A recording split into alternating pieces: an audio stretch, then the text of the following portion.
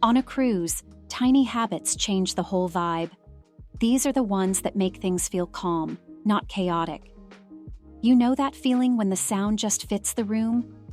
On deck, normal talking. Near cabins, a bit softer.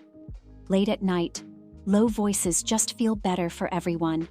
It always looks nicer when stuff isn't spread all over. One person hanging out on one chair. And if we're gone for a while, the chair kind of goes back in circulation. Those tiny moments with staff really shape the mood. A simple please, thank you, and clear words. It gives the whole scene this quietly respectful vibe.